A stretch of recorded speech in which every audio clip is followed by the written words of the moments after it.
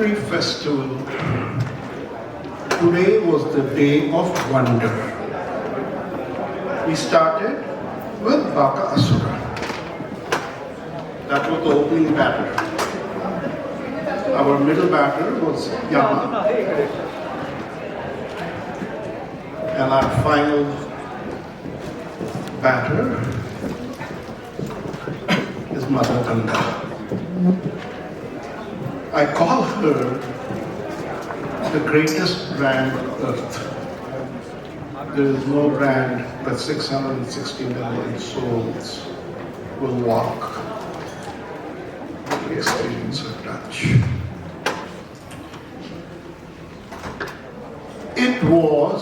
Mahakam was the most significant cultural event in humanity's history.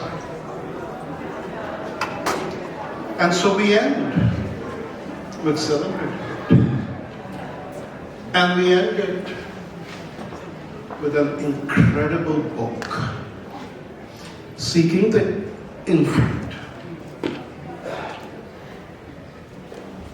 Seeking the Infinite invites us into the inner life of Yakub M, who traveled to the Kumbh. He's a man who has moved billions in global finance, but he had his encounter with death, and it forced him to ask the harder question: what does it mean to lead a life of depth, not just of success? And he took 18 people with him, and then this book was born. Before I introduce Yakub and bring him on the stage, and before I introduce the panelists, I would like to have a video played on what journey they want to take you on. Go ahead, please play the video.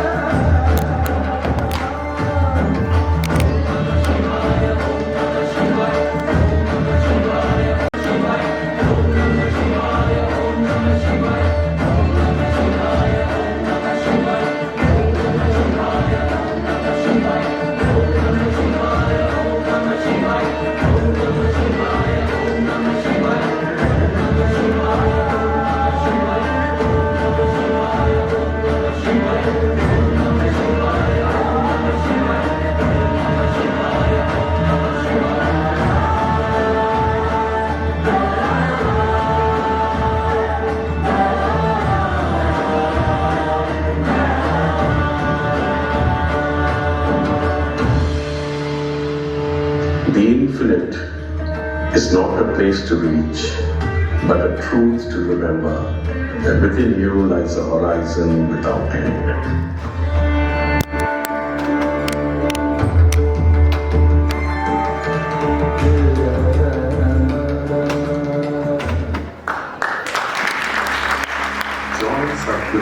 And distinguished group of leaders for the exclusive book launch of Seeking the Infinite at the IAAC Literary Festival on November 16, 2025. Let's celebrate wisdom, culture, and inspiration in this unmissable event. Now is introduce the panel, and they're each exceptional, and one could just talk endlessly about each one because each one is infinite in their own ways. But you want to hear them, not me.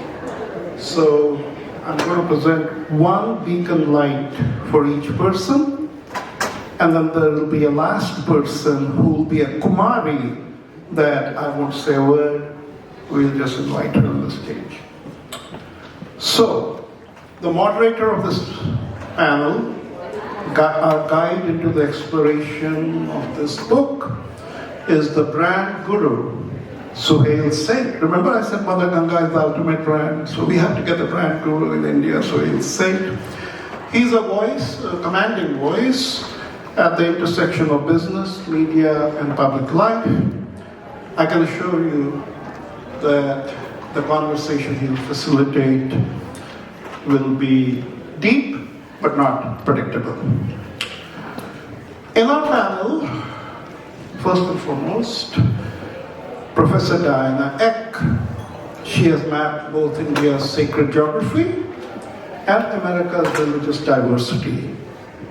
And she helps us see place itself as a doorway to the divine. Rabbi Scott Mattus brings a living, everyday Judaism, warm, practical, and deeply interfaith to the questions of how we seek and how we belong. I had the pleasure last night of meeting Gurudev Sri Anish. He is a Himalayan master and former CEO who speaks to leaders and seekers alike about Vairagya, death, and the courage to awaken.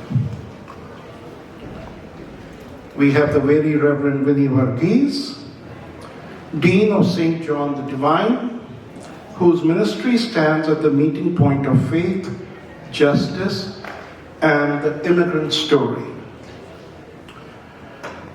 I sincerely regret that our last panelist, Imam Faisal, was not able to join us because of an unforeseen extension of his overseas trip. We look forward to welcoming him at a future IAAC event. As you can see, together the panelists, certainly we've never had this kind of a panel. They transform what would normally be a book talk into something larger. It's a modern satsang where economics, ethics, scripture, lived experience intersect, and where they will invite us to take our own personal step towards our own infinite potential. Please join me in welcoming all of them to the stage. Welcome. It wasn't enough, the introduction almost killed me, which I'm sure it did to a lot of people. I've always believed that in India, if we got rid of the introduction, the lighting of the lamp, and the vote of thanks, our country's GDP would increase manifold. Anyway, I don't want to go into this. I want to be nice and popular and very sweet today. And I have to say, congratulations, New Yorkers. Who would come at 4 p.m. on a Sunday afternoon on a bright sunny day to be told that you poor sods are all dying. And enjoy the fact that you're dying and you could die anytime. It would be untimely but not sudden. Today has actually been a day of cerebral reawakening for me, and I look forward to diving into the infinite, which is how it's pronounced in England, and discover through this eminent panel the world of the Kum. I don't know, but you know, the gentleman who was introducing us is a formidable brand person, as he told us himself last night.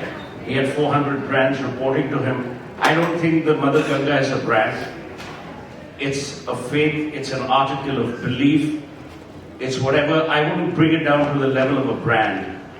But let me start with these really bright, eminent, accomplished people. I want to start by asking you one question, each one of you. If you were given a choice, would you want the person to be religious or spiritual? You can only choose one. So don't give us that we'll take a bit of this and a bit of that. There's no partial pregnancy. Choose one. Would you like the person to be religious, or would you like the... No, I've asked them. We'll also get you onto the panel the next time, but for now it's there. Would you like the person to be religious or spiritual? Let's go. Well, I'd start with spiritual, thank you. I mean, it has an inner dimension. Religions can be a little wooden, and they've created a lot of trouble through the years. So rather than adhering to a religion, I would like someone to have an inner life of the spirit. Brilliant. So the two of you have created trouble. What do you have to say to that? She just said religion is wooden and it's created trouble. And you know what I'll say? I'm a big fan of religion. I would want people to be religious because religion is a practice. Much harm has been caused by religion. But I would say much harm has been caused by people thinking they're sorting out something about the divine on their own. I think religion involves community and disciplines and practice. And some of the finest moments in human civilization have come out of religion. Okay. The rabbi? I would say it's very difficult to separate them if they are to be at their best essence. And that if somebody's religious without spirituality, it lacks life, it lacks neshama, soul. And then spirituality without direction, without practice, is like a light just shining somewhere without hitting physicality, which it needs to hit to bring that illumination into the world. Okay, Anish? So Suhail, on a very practical manner, at one point, religion and spirituality, there was no difference at one point of time. But we're talking about 2025. So religion became a symbol of ritual. And when you add spirit to the ritual, that's when it becomes spiritual. Now, spirit of what is the question? To the ritual, if you add the spirit of inquiry, spirit of service, spirit of contemplation, and spirit of devotion, that's when the rituals become spiritual. Now, it's everybody, one can choose. For me, there is no difference as such, because with the ritual I add spirit and it becomes spiritual. So no difference at all for me. So if you were to choose, see, this is why being in the Himalayas really insulates you from reality. If you were to choose between being spiritual or religious, what would you choose? So in the current context of it, spirit is the way. So spiritual. Correct. But I had to give you the context. No, that's George Bernard Shaw. His prefaces were longer than his plays. So I got your answer. Spiritual, religious, spiritual, Yakub. It's just a simple life where you just be karmic. You don't need to know all these big shlokas and everything. And being a spiritual person means you be somebody who walks the talk, you know. So let's start with your book. Very rarely do wives who are so passionate, so committed, allow their authorship to be subsumed by their husband. When Shilpa was writing the book, not just joking. On a serious note, I think the book is marvelous. For those of you who haven't been to the Kumbh, you've actually missed out. It is the largest orderly gathering of many disorderly people. It is amazing. It's set beautifully. To quote a famous speaker just now, Brand Ganga travels merrily through the portals of humanity. But what I found remarkable about Yakub Matthews' book is the essential simplicity of what life serves us and how we go on to complicate our lives. And I then want to ask the second question to the panel. I don't know if many of you have read Alain de Botton. So there are two, to my mind, current atheists in a manner of speaking. Richard Dawkins and Alain de Botton. So in a book called Religion for Atheists, Alain de Botton says, that's his surmise, that religion was created by humanity to bring order, conformity, control and cloister. In a very tangential way, Amartya Sen, in his seminal non-economics book from your college, from Harvard, a book called Idea of Justice, says, when Krishna was riding the chariot and Arjuna was behind, they knew that they were going into war. Which God would condone war when you know that in the aftermath there'll be death, destruction and orphans? So, do you believe, Diana, and let me take it through. Religion was obviously a human invention. It has evolved. The church has gone through its own paces. Judaism has gone through its own paces. Luckily, Hinduism is a faith, it's a way of life, it's not a religion. We are protected, other than the jokers who confuse Hindutva with Hinduism, but that's for them. Where do you come on this, Diana, when you talk about religion and then the absolute issues about religion being used to conform, control and cloister? Well, that's a tough one. Let me just say that, I think there's so many different sides. And when I went to the Kumbh, that was previously, 13 years ago, we were looking at an aspect of human creation that is very different. The book that we wrote is absolutely different from Seeking the Infinite. We were not there with people seeking the infinite. We were there as a team of people from public health and engineering and strategies and religion and law and business, who were trying to understand how it was possible that this human creation of the whole Kumbh city, the sort of ephemeral city that grew up over the course of several weeks with pontoon bridges and roads and lighting and latrines and everything. What an amazing human creation this was. So it's nothing about us. We do have some things about spirituality, the reason that people come, but the way that it was framed was so very different, because we were there to ask the question, how on earth did they do this? And it is an immense human achievement, a real human achievement. And that's a different question. Religious communities do have achievements that are visible and present and sometimes difficult. But I think, as Winnie said, they also have communities. And I'll let you think about this for a minute then. Yeah, Winnie, please. Yeah, so I agree that religion is used as a tool of social control, absolutely, and generates violence, conflict. But as you all know, the idea of religion as we have it comes out of the colonial era and the British encounter with India, right? The religious studies idea of religion is constructed as we have it, which I find as an Indian fascinating, right? That even what defines what a religion is, as we're talking about religion versus a practice or a faith, is a very contemporary idea. So yes, can be used as a tool of social control. Where it came from, my gut is that it comes from people trying to make sense of experience. of their experience of what is sacred, what is holy, what is divine, what is powerful, what is mysterious, how the world works. Now, how that's been organized has been used by empire and by powerful people, and sometimes by business, right, to create division and harm. But I actually think it comes, I guess obviously from how I'm dressed, right? I think it comes from a very pure place of trying to say something true about human experience. So I haven't been to the Kumbh Mela. I hope I get to go at some point in my life.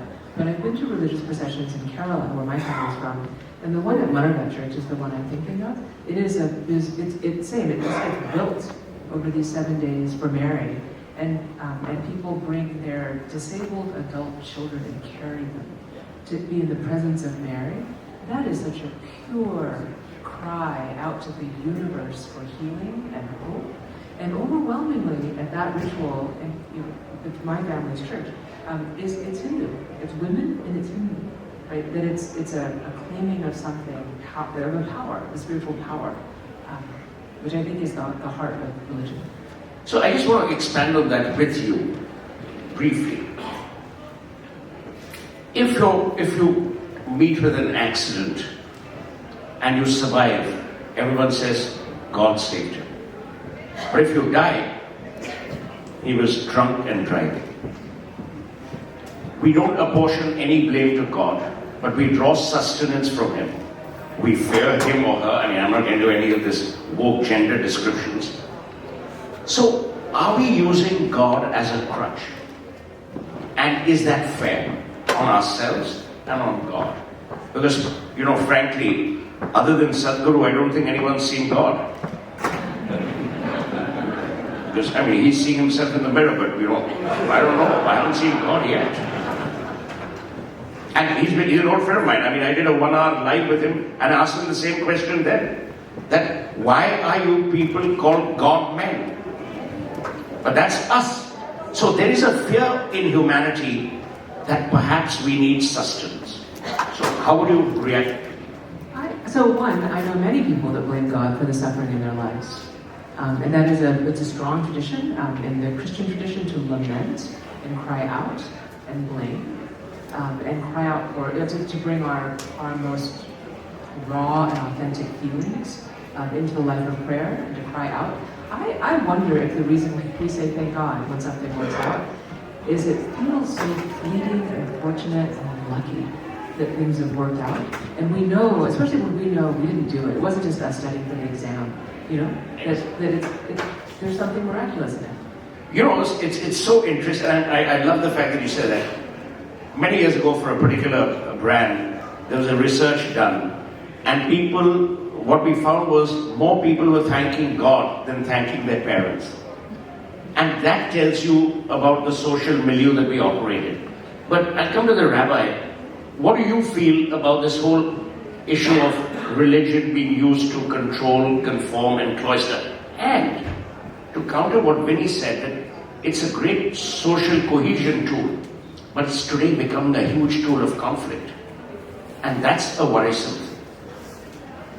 So, being that I really learned religion and spirituality from my mother, to me, it does have a point of conformity in order to it, but it taught me that it is conformity in order in my own life. And that the concept, because Judaism is like Hinduism traditionally. In Reform, you could show up Friday night, maybe you do something or you don't. But traditionally, we wake up, Modeh left an ekka, thank you God for waking me up and returning my soul within me. Then we wash, and then we do a blessing for our prayer book, a blessing for our tzitzit, a blessing for everything we do throughout the day. So it's a continual idea of a mitzvah. And a mitzvah, common English is, it's a good deed. Mitzvah is often called commandment, not a great translation. It means a connection, a way we connect to the divine, a way we connect to the Most High, to Spirit. So when I give charity before I pray, when I give a helping hand, when I visit the sick, when I give honor to my parents, when I share love to a stranger, I'm connecting to God, because we are considered B'Tselem Elohim, an image of God, which really in Hebrew means the shadow of God. So if I move in the shadow of God, I'm actually emulating the love and the beauty and the oneness with God. So I think when I have that order within my own life, then it brings order in my family, my relationships, and then community and society. And I think it grows outward from there. Okay, so Anish, I just want to preface with an example. You know, I was born and raised in Calcutta, and we had the good fortune of having Mother Teresa around at that time. And her entire philosophy was death with dignity. She never said, I will alleviate poverty. It was picking up leprosy patients from the streets of Calcutta, people who had no hope in their lives, and then just giving them a death of dignity. And she famously said, love, love, love until it hurts. Do you think, Anish, and you've gone through this whole, cycle, do you believe we've started loving less and seeking more in a materialistic sense? And where do you think lie the solutions? So here this work of Yakub, and what I love about this book is two things largely. One is Mahakum, and we'll talk about that. The other is the title. That caught my attention, Seeking the Infinite. Yes, we started loving less because we are not seeking the infinite anymore, we're seeking the finite. Very true. And that finite is your money, your fame, your whatever tangible you're trying to grasp in life. And the whole premises of religion, whenever it got created by any great enlightened being, was to push people, inspire people to move their focus from seeking the finite to seeking the infinite. Now you call it religion, spirituality is your choice, but that's the whole thing where it all started. Now, because whenever you will seek the finite, because the very notion it is finite, I will not share it with you. There goes love out of the window. But when I'm seeking the infinite, it's infinite. I will share it more and more with the world out there because it's infinite. And that's the beauty of this title, Yakub. And I love this title. Whosoever came up with that. This Shilpa. And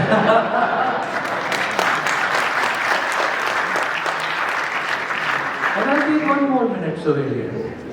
This Mahakumbh, what is this event all about, which was happening there? And I personally was there. We were filming there. We were making a film on Mahakumbh. What I really saw, witnessed firsthand, Sohail, is that millions of people, you call it faith or whatever, but I met a few 100,000 people there and I asked them, why are you here? Seeking the infinite was the reason in their heart. That's why they're there. And when you have a critical mass of people seeking the infinite with that spirit, it creates a certain vibration, and that's Mahakumbh. It's a collective field of vibration. Hope I answered your question. You have. Actually, you have. I want to come to a thing, and Yakub, this is within and beyond the remit of your book. If you look at the relationship between man and God, in many a case it's transactional. I'll come to your temple, and if, I have a baby boy, or, I meet Meera Gandhi, finally, I'll come back to your temple again. It's transactional. Perhaps humankind is the only species that is transacting with this God. And yet, as Anish very rightly says, for me the Mahakumbh is a melting pot of divine belief. It's nothing less, nothing more. You believe. Why do you believe? I'm not accountable. No one is accountable to say why you go to the Mahakumbh. But I'm going to the Mahakumbh, I'm taking a dip in the Ganga, whether it's a brand, not a brand, product, commodity. I believe in it. So, how do you come to terms with the fact that there's an overpowering belief, which logically you may or may not be able to explain, but spiritually it's in your being? So let me try and explain. I went from the city of New York. I'm a Christian by belief and not by much of practice. But having said that, it just came to my mind, I'd never celebrated a birthday in my life. When I was 60 years of age. So I told my wife, I had some difficulties when I was 58. I said, we must celebrate with the gods. He said, where is God? I said, my Hindu brothers tell me it's at the Sangam. He said, are you going to the Kumbh? I said, yes. And then I did the arrangements. And I said, I should share, I always believe in sharing abundance. I said, I should invite my friends from all over the world. So we were 19 of us, and we hosted them. And people from Sao Paulo to Milan to London and wherever they came. And all I saw, it was something which first, it mesmerized me. These people are going and dipping themselves in this water. I just went with an open mind, and I was even very hesitant to get into that water. I was standing, so my wife asked me, are you not going to the water? So I said, let me just empty my mind and close my eyes. And at that time, I wanted to give up something. For me, food or drink and all is very minor. So I shaved my head, and I looked like Chanakya. So it was a very spectacular look. And all I know is, I felt very happy to be there, because I saw the people very ecstatic, very relieved that they was getting something heavenly. So I came out, and then I was thinking, of what is this? So it was not a pre-planned, majorly managed trip, nothing. It was spur of the moment. And in that, I saw the power of faith. Bhakti me Shakti. And that faith those people carried, and they felt they were reaching the infinite. So getting that title was, I don't know, I am not a writer. So I don't claim anything. So that's the first thing. So I think it's a work of grace. It's a divine gift. Because this book has sold out even before we got it to Amazon. I have nothing. It's a global hit. I can tell you very clearly. So it's going all over the world, and the who's who of the world want to host it. And I have know these people also. They telephone me. So now it's going from here, the opening of Jaipur Literary Festival. Then it goes to the President of India. Then it goes to the Vice President's house. Then it goes to the Chief Justice is hosting it for the public. Then it goes to the Crown Prince of Dubai. Then it goes to the House of Lords. Then it goes to Vatican by the Pope, and ultimately the US Congress.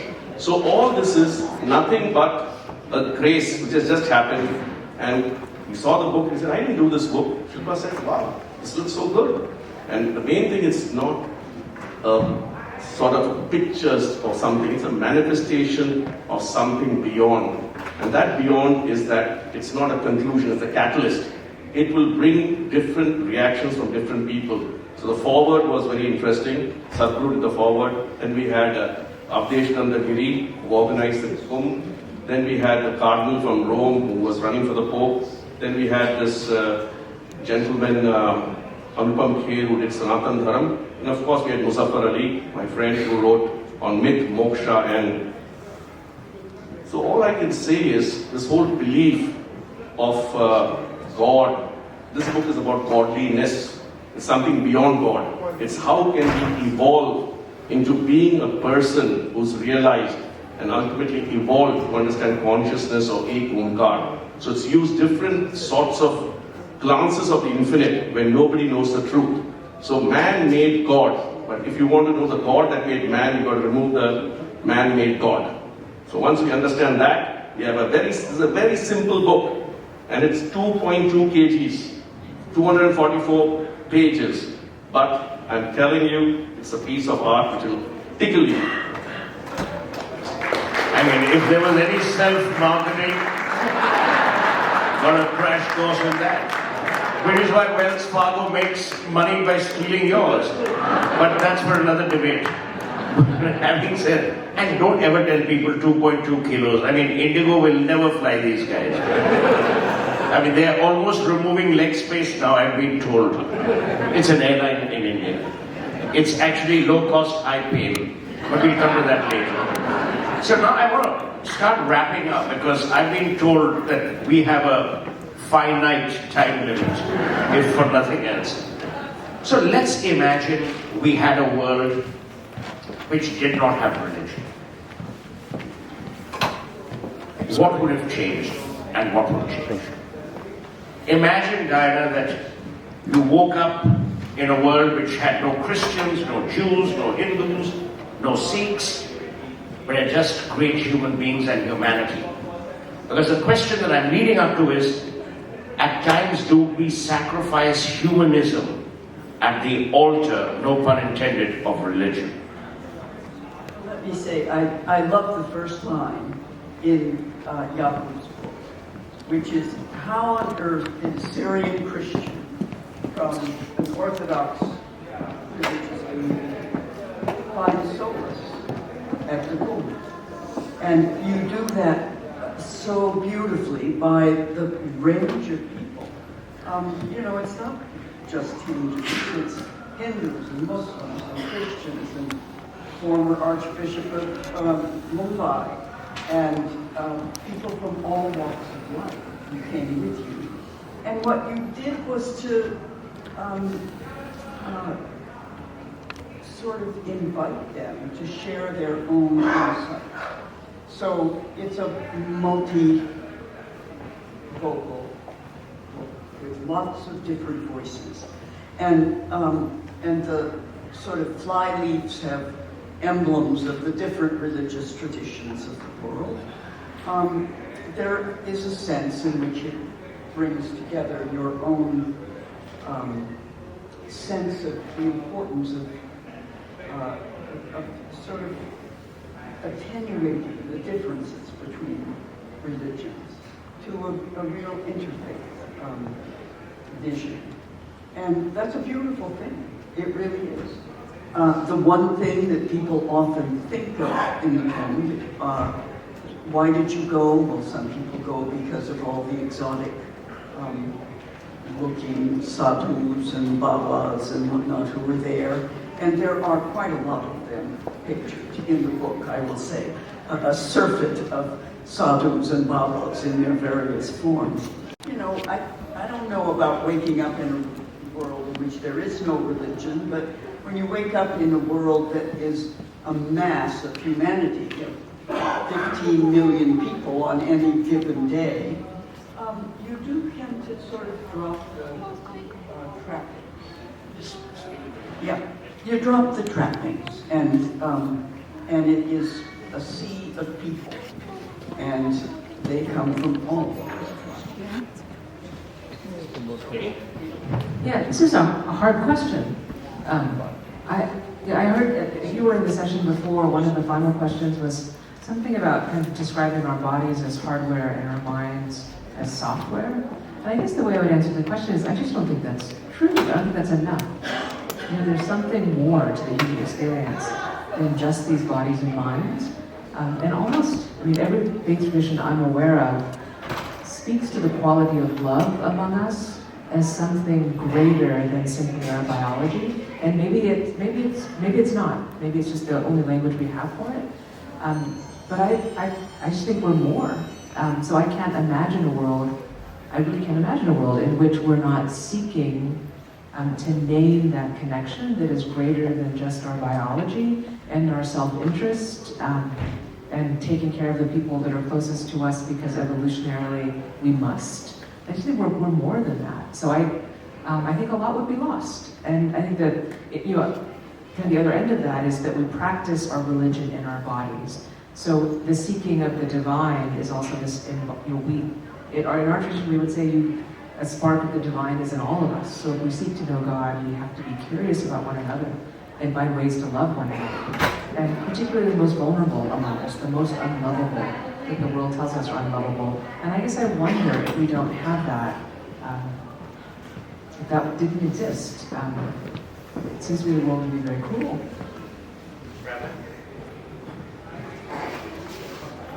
I agree. There's a challenge in the question, and I like the challenge because I very much view my religious practice as a way to build a vessel to have the spiritual connection.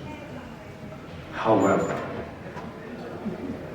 in human beings with egos, we can often say that this is my name that I use for the Most High, therefore it's the right name, and if you have another one, it's the wrong name or the wrong way of going about your faith. So by removing it, then it might strip us down to the ability to have what we would call left moment, where I believe you had this, Yakub. You were called by Source. I'm not going to name a God named Source. McClure means source of all creation. Source called you forth. You answered with, Hineni, here I am. You stepped forward, invited your entourage, your brothers and sisters, and you went on this journey. And by doing so, you had this spiritual experience, this connection. That's the word I want. This connection to what we call Ein Sof, which means the infinite. A lot say, oh, we needed warriors and all. The pernicious caste system that Hinduism had embedded in it, within. So the question, Anish, I want to ask is that we will never see the end of evolutionary theology. Islam was misquoted by a man who thankfully died 3 weeks ago, Dick Cheney, when he said Islamic jihad. Because you put the title of jihadism to a religion, which is grossly unfair. And it is inhuman to, castigate any religion and paint everyone with the same brush. Do you believe, Anish, as a person who's, in the mountains breathing good quality air like people in Delhi who are dying? I mean, we didn't need Sadhguru session. He should have just asked me, are you dying? I said, every day. You wake up in Gurugram, you're dead. But how do you believe things will evolve, or will religion continue to spin as it continue to evolve, continue to get rid of the negatives, or perhaps subsume more? Okay. Before I answer that, Suri, for a minute I want to talk about Mahakumbh, because seeking the infinite is about that. See, the ancient culture of India did something phenomenal. First, they created stories so that the spirit of seeking the infinite is alive in the future generations. But stories get corrupted over a period of time.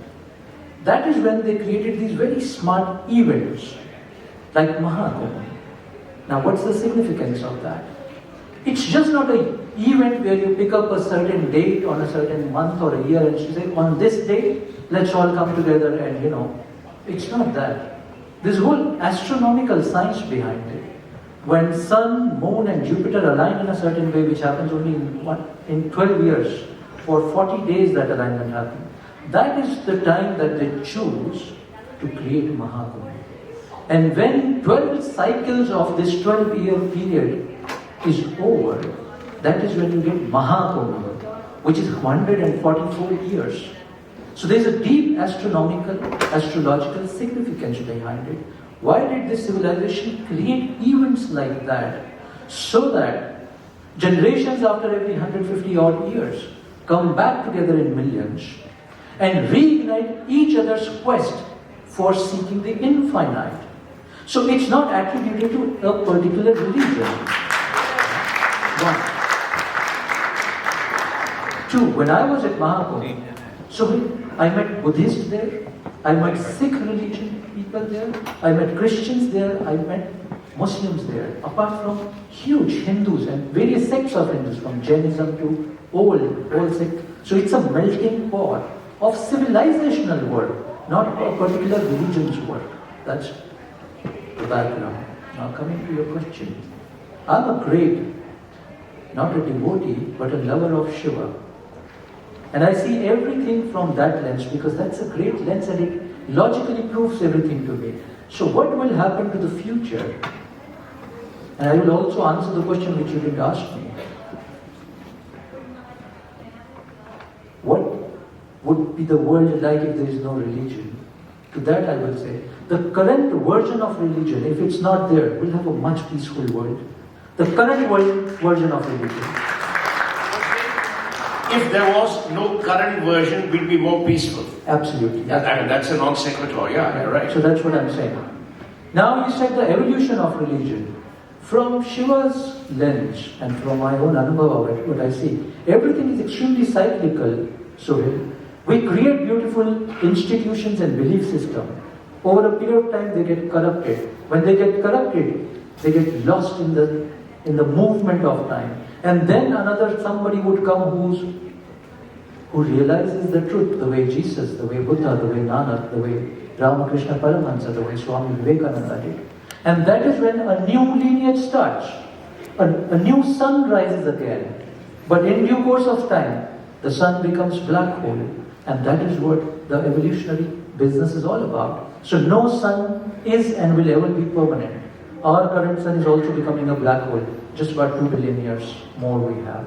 So it's a cycle, Sohail. It is not a permanent phenomenon. It will keep evolving. Sometime it will go down, sometime the sun will rise again. That's what I believe and experience. So,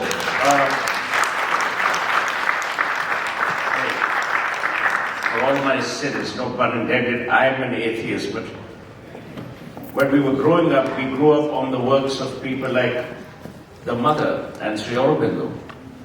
You had the interpretations of Ajittu Krishnamurti. You saw the changes and why organizations like the Brahmo Samaj and the Arya Samaj and the Ramakrishna Mission were set out. These weren't missionary organizations to carry forward the Hindu flag, as it were, but they were more philosophical in nature. So this is the last round of questions that I'm going to ask, and I would urge you to keep your comments brief. Do you believe in some form or the other the philosophical heft of religion and its engagement with the individual has dimmed? Earlier, we were also conceptually aligned to the concept of God, whether it was through the prism of astrology, rituals, whatever it was. Do you now believe it's very basic? We've hit the lowest common denominator rather than the highest common factor? I don't think so. I mean, each of us in our own families has a language that we use and a set of people that we revere. And religious communities are a little bit like that. They're like families. And you don't necessarily fight over whose family is better, although some people do. In any case, yeah, I think the issue is not about finding a common denominator that is sort of a kind of spiritual, universal language. That's not the point. But bringing the distinctive languages of each of us into relationship with others. Relationship is critical. Vinny? Yeah, I agree with you that religious nationalism, which is around, all over the world right now, is just dangerous, violent, and discriminatory. It's in India, it's emerging here. I think we are in a particularly grim moment in that way. It's a very shallow and hateful version of all of our traditions. It's hard to be a religious person in the majority in a nation like that. It's easy to walk away from your religion because those aren't the things you believe in.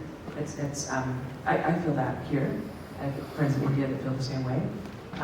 So in that way, the way religion is being used in public is horrifying right now. And I think it's the responsibility of religious people to contest that. And people who aren't religious, I think, should call us out on that. That's not a true practice of faith, and it's a very abusive use of the name of God. So yes, there's something in public that I think is really vicious right now, all over this planet. And I think there are always faithful people of all religions serving the poor and watching out for the vulnerable and seeking God in their lives and loving their families and loving their neighbors. So you find the two together. Excellent. Well, thanks to an American woman and the church, we have King Charles III as king. Otherwise, it would have been a different lineage altogether if the church hadn't objected to a divorcee. But we'll come to that in yet another session. The rabbi, please.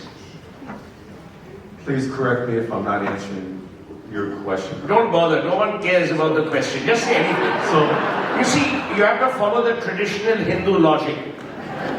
Everything belongs to no one and nothing belongs to everyone. Now go figure that shit out.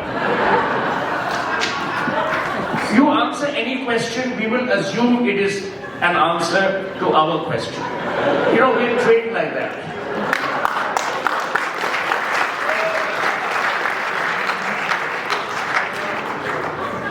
So my answer, just in general, an answer for an answer, is that religion and spirituality, religion is a way to connect to source. And if we think of something like maybe an eternal fire, the handler determines what happens with that fire. The handler can take the fire and burn down the house, burn somebody, destroy, or take that same fire and make glass, make beautiful metal objects, make food, warm the home, create light. So unfortunately there are people... Or as the previous speaker said, use it for cremation. Yes, exactly. So as such, then I feel religion very strongly has to do with those who are handling that source, that power, and it's a very strong, like with electricity or whatever we name it, the river, very strong, and what we do with it really is up to us. And as such, I think it's very powerful to unite, to share love, peace, joy, healing, and to really bring us together as brothers and sisters. Unfortunately, there are people with nationalism and other goals politically that use it to destroy. Brilliant. So, in your previous funny comment, the last line you spoke is that we're trained that way. And that's where, Sohail, the problem is. If you're trained in a way where you cannot question anything, that's the bottom rung of religion, and that's where the problem arises. So I don't connect to that version of religion or spirituality at all. For me, religion and spirituality, what I practice or follow, is the Upanishadic tradition, where you inspire people, you excite people to ask questions, and let's explore the version of the truth together. Because your version of current truth and my version of current truth could be two different things. Let us not fight over it. Let's come together, explore in a spirit of inquiry. I'm coming back to again to you, to Yakub, seeking the infinite. That's the whole process. If any system which kills this spirit of inquiry and asking question, then always remember we're the peak of Kali Yuga. Yeah? And that doesn't work. That's where religion loses it. It doesn't work. Last point on this show, and it's a self-assessment test for all of you. If your version of religion or truth makes you transactional, not just with God, with every human being, with every plant, with every species, sorry, you're going the wrong path. And if your version of religion or truth makes you transformational, you enter into any relation to be transformed and to create transformation, your version of religion is working. That's the only test.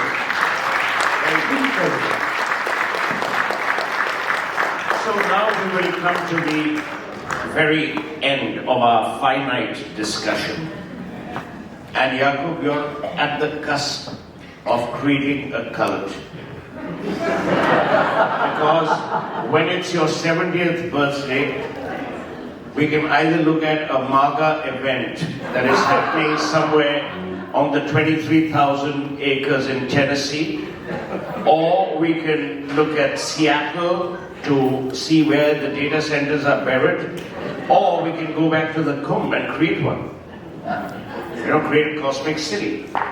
What would you like to do on your 70th? And which are the swords who thought they were Yakub's friends but weren't invited to his...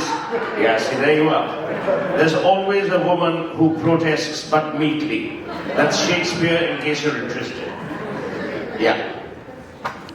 Very interesting question, but before I answer that question, this whole panel was saying religion and all this. So it's a very sort of a simple case. Again, I'm not promoting myself, but many masters were either invited or came into my life, whether it was Jiddu Krishnamurti or Mother Teresa, and the very rare Mar Gregorius. So Mar Gregorius III, who was the head of the World Council of Churches, was family, and Mother Teresa was family. So every 2 weeks for 25 years they were with me. So one day I asked Mother, who is God? So she looked at me and she said, son, God is love, and love is God. So I never went into any Christianity or Buddhism or anything like that. All I understand is that if you give till it hurts, it matters, because you get the satisfaction. So I said, where does God stay? So she said, son, in the eyes of the poorest of the poor. So he said, go and give people who can't thank you. So all I know is, for me, there's no religion, and in that religion which I have practiced, it's basic giving. And that's why I love Sikhism, the seva. And having said that, now, a fellow was here, Mr. KB Singh, and I have spent hours and hours talking of all these questions, and KB has been a brother, and always somebody who has helped me to understand a lot of things. So now the 70th birthday is something which I don't look forward to, because I don't know whether I'll be there, so I don't make long-term plans. When I was facing death at the age of 58, it came in a mosque called Ajmer Sharif, and all I do is I go to India 3 to 4 times a year and feeding the poor. For me, feeding and education is very important. So over there I got a pancreatic attack, and somehow they brought me back to America after 11 days of ICU in Delhi. And then it was a whole series of fighting. I didn't fight, I succumbed, I accepted. So the doctor, when he saved me, he said, "You didn't ask a single question." I said, "Because I accepted death." So having said that, I don't make long-term plans, Mr. Suhail said. I live for the day. So I only live the day completely. So today, you and I have been laughing, yesterday we've been laughing, so it's been beautiful days.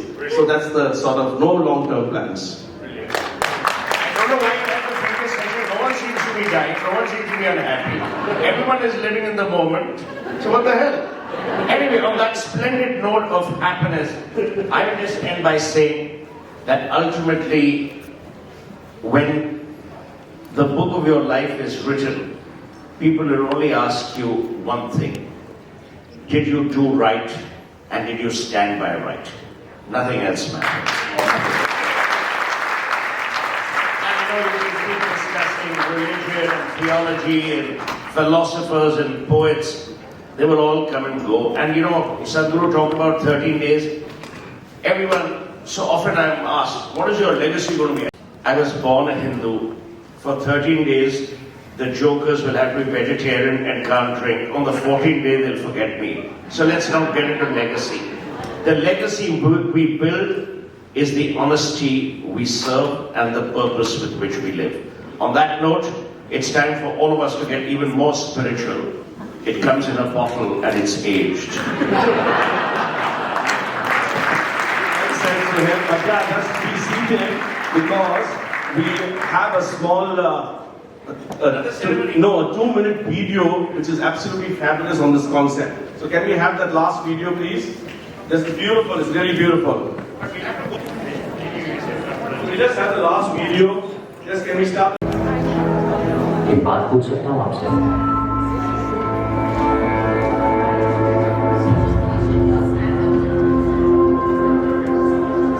लोग कहते हैं कि कुंभ में सत्य और धर्म का स्थान।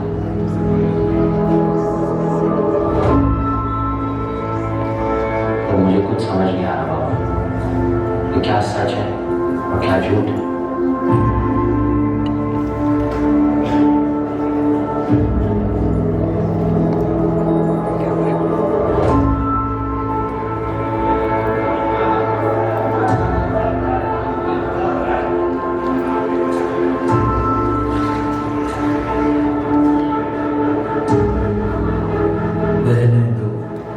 सब कुछ मिलेगा।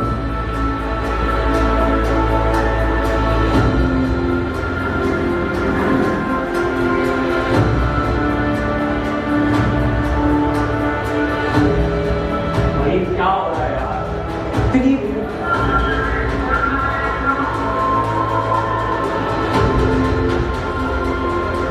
मैंने फंस चुका हूँ। क्या होगी आता क्या होगी आपके नसीब में नकाली में हाथ लेकर माओ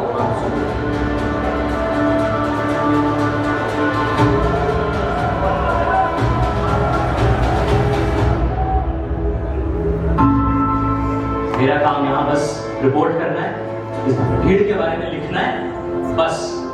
कहाँ से आई हो? बाहर से? मेरा देखने आई हो? हाँ।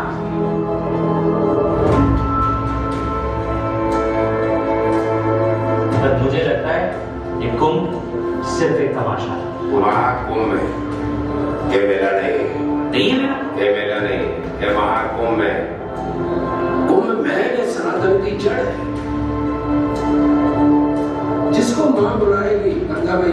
वही आएगा।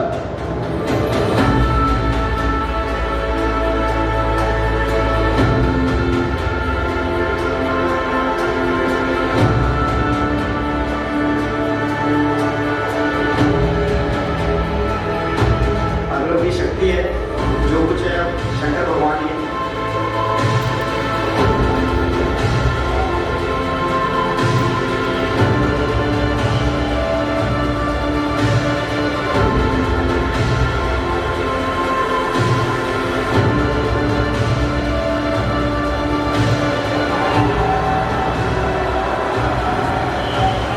किसी दूसरे के सत्य को समझने से पहले अपने सत्य को खोजो। I'm sure they will find it. I found it. The rest will find it too. प्रश्नों के पीछे छिपे मौन को साधा, सत्य के दर्शन उसी मौन में होंगे।